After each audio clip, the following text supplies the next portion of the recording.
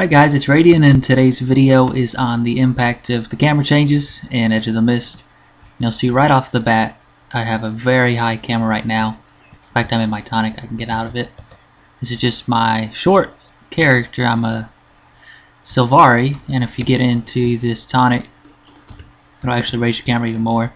But just look how high my camera is here. I'm just gonna stand over here and I can see everything up top. The walls very comfortably. In fact, I can go up here, I see even higher. And so it's a lot easier now to spot the siege. However, another thing to point out is that when you're manning an arrow cart, let's go ahead and do it, you still have a ridiculously high camera now that you didn't previously have. So on the previous camera changes, if I was manning this arrow cart right now, the camera would be something like this kinda. Wouldn't be able to see anything. But now I can see up top really easily like this, and watch, I can reach. If they have arrow carts up top, I can take them out like this. If they have arrow carts in the champion, I can take them out like this. Or arrow carts over here. I'm starting to have camera obstruction problems, but it's a lot easier now than it previously was to locate and take out siege up top. Another thing I want to point out is if you have airstrikes, they don't require line of sight, so you can airstrike stuff very comfortably. I can airstrike as much as 80% of an arrow cart's health down, which is one airstrike.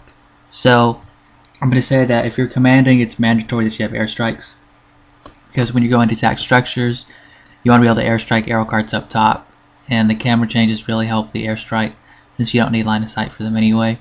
I'm just going to demonstrate a quick airstrike real quick, and there you guys see. So the camera changes will obviously make differences to when you're trying to defend on siege as well.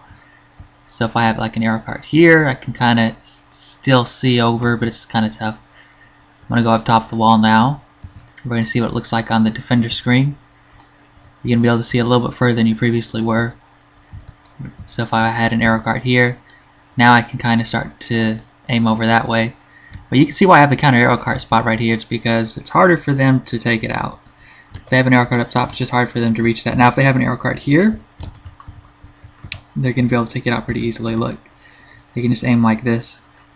But you can airstrike that anyway, so it doesn't matter. So the new counter arrow cart spots when you're trying to attack something will basically be really close to the wall, because let's say when you're not close to the wall, you can't really see over by the champion now.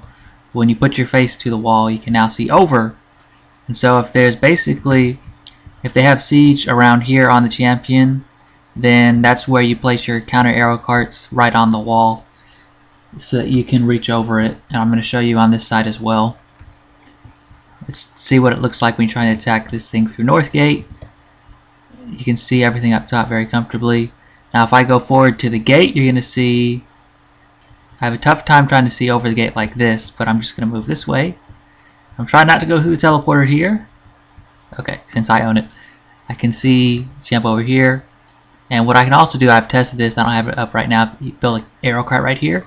You can also reach along this wall, just like on Southgate, and you can reach over the champion. So you can instantly see if there's a gate trap, and you'll know whether or not you should even drop rams, or if you need to drop a counter arrow cart to take out the gate trap before dropping rams.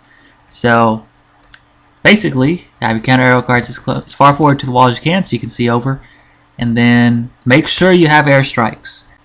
Alright, for the last part of the video, we're just going to real quick look at the sliders. We got the rotation speed, which we already had. When we look at the new ones, we got the horizontal position, which kind of replaced a previous camera option. The vertical position is totally new. Let me move this over. This will just change how high your camera is. The field of view changes your vision. So if you actually have it all the way in, you can't really see as much. It's kind of like you have a reduced peripheral vision, kind of. Then if you max it out, which is what I like, you can see more. So I'm attacking structures, I like to have the field of view maxed and the vertical position maxed. The collision sensitivity refers to how easy your camera gets obstructed. Kind of like my camera gets obstructed there.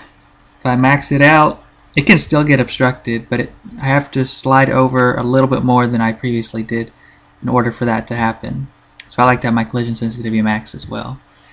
But anyway, so your attacking structure is better to have a high vertical position and field of view. And then if you're not in If you're not tagging structure, maybe you're just in circle or circle or something. It's a lot easier with the lower vertical position because you have the really high vertical position. It's a little bit harder to actually see stuff like the red rings. And hopefully you guys like the camera changes, and let me know what you thought of the video. So thanks for watching and have a good day, guys. Peace.